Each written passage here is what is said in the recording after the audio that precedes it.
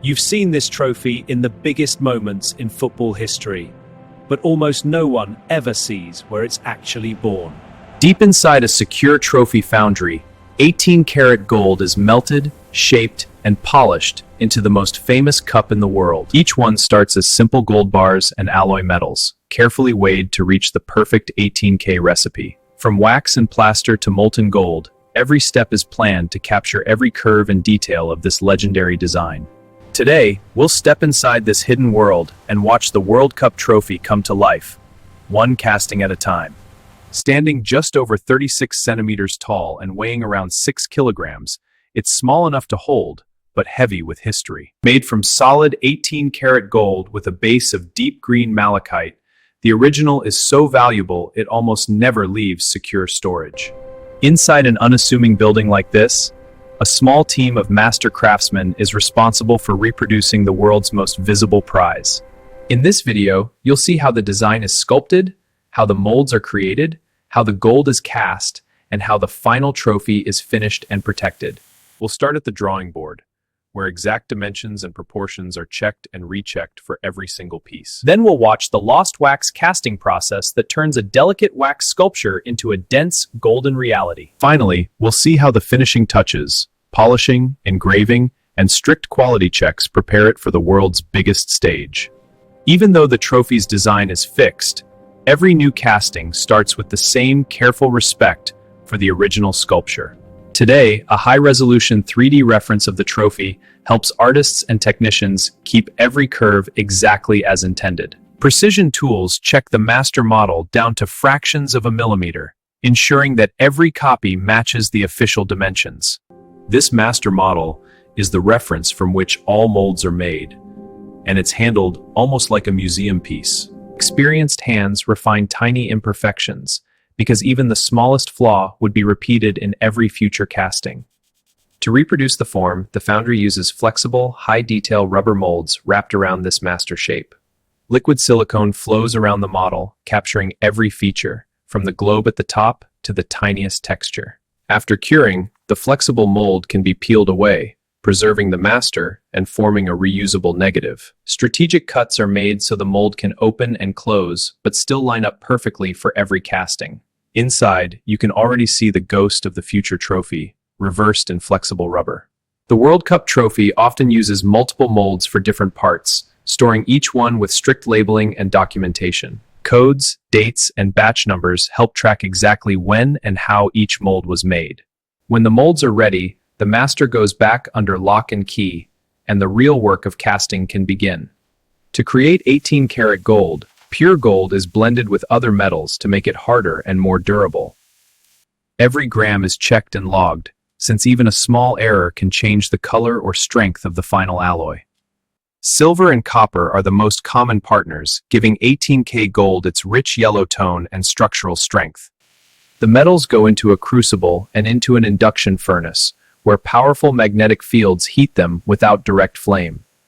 As temperature rises above 1,000 degrees Celsius, solid pieces collapse into a uniform pool of liquid gold. Surface impurities are skimmed away, leaving a clean, consistent alloy ready for casting. Sometimes the alloy is first cast into ingots, which will later be remelted in smaller batches for precise pours. These ingots represent a small fortune, but inside the foundry they're simply raw material. A sample is removed for laboratory analysis to verify the alloy really meets 18-karat specifications. Modern spectrometers read the exact percentages of gold, silver, copper, and trace metals before a single pour is allowed. As the wax cools and solidifies, the flexible mold releases a perfect wax replica of the trophy. This delicate wax version carries every detail the final gold piece will need, but it's still fragile. Artisans repair tiny seams and bubbles, working under magnification to perfect the wax before it becomes permanent. Multiple wax copies can be made at once, but each one is treated like a unique artwork. Wax sprues act like highways for molten gold, guiding it into every part of the mold. At the top sits a main funnel, where the liquid metal will enter and push air out as it fills. The completed wax form goes into a strong container, ready to be surrounded by a special investment material. Investment powder, made from very fine plaster and refractory materials, is mixed under vacuum to avoid air bubbles. The slurry flows into every gap, forming a hard shell that will withstand the heat of molten gold. Within an hour or two, the investment sets into a solid block, locking the wax in place. Only the top opening will remain, the pathway where the wax will escape and the gold will later enter. Next, the wax must disappear, leaving behind an empty space that only gold will ever fill. Inside the burnout furnace, wax models are sacrificed so the gold trophy can take their place.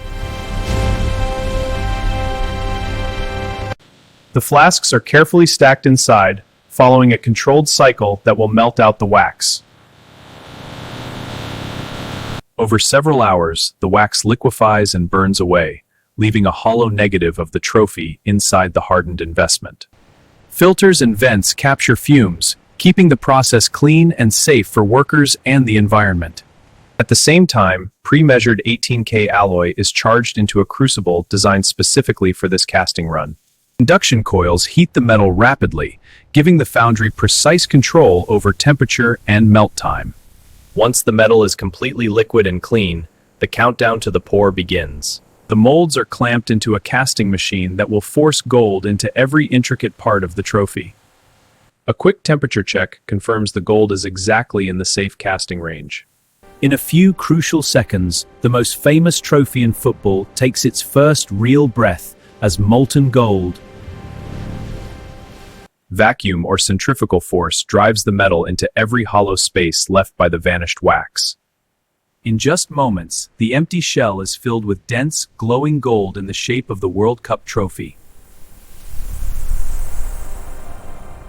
The molds are left to cool, allowing the gold to solidify slowly and reduce internal stress. Each casting follows a charted cooling schedule, part of the quality standard for such a prestigious piece. Once cooled, the moment of truth arrives as the investment shell is broken away.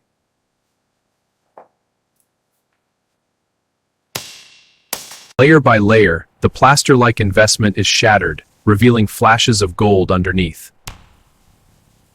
Hidden inside is a rough but complete trophy form, still attached to its thick gold sprues. Those sprues that once carried liquid metal are now solid gold branches that need to be removed. Heavy mechanical saws separate the excess metal, which can be melted again and recycled. Grinding removes the last stubs, slowly blending the metal back into the natural curves of the design. A precise jig holds the parts in perfect alignment, ready for expert welding.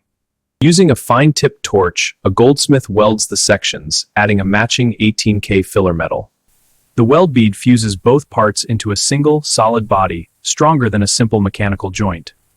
At this stage, the trophy looks complete, but the surface is still far from the flawless finish you recognize. File by file, the seam is erased, leaving no visible trace of where the metal was joined. Any tiny pits or casting marks are identified and marked, ready for a long session of hand chasing and finishing. In the finishing room, the raw casting is transformed into the brilliant icon seen on television. Chasing tools redefine lines, sharpen contours, and give life to the sculpted figures holding up the globe. Even the outlines of continents are carefully sharpened, so they catch the light just right during ceremonies. The surface is sanded through multiple grits, gradually moving from a dull cast texture to a smooth, reflective skin. Buffing wheels loaded with polishing compounds bring out that deep, unmistakable golden shine. At this level of polish, the trophy practically becomes a curved mirror, reflecting the world it will one day celebrate. Soft brushes remove leftover polishing paste so it won't dull the surface over time. Below the gold, the base is crafted from malachite, a semi-precious stone with a striking green pattern.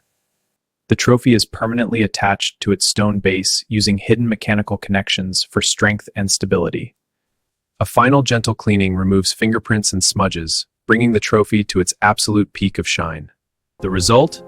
An 18-karat gold sculpture that's both a piece of jewelry and a symbol of global victory. Before it's cleared to represent the world's champion, each trophy faces a strict inspection and testing routine. Dimensions are rechecked to confirm the piece hasn't warped or changed during casting and finishing. Non-destructive analyzers confirm the outer surface is still true 18-karat gold and free from contamination.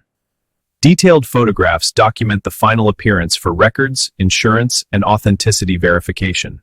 Discrete marks and serial numbers help distinguish genuine pieces from copies, protecting the trophy's integrity. When one does travel, it rides in a custom case designed to protect against shocks, scratches, and prying eyes. Seals, tags, and documentation track its journey from foundry to federation, and eventually to the winning nation. By the time you see it on the pitch, it has already passed through months of design, casting, finishing, and control. From raw gold bars in a silent workshop to the center of a roaring stadium, this is the hidden journey behind football's most coveted prize. If you enjoyed seeing how it's made, subscribe for more factory stories from around the world.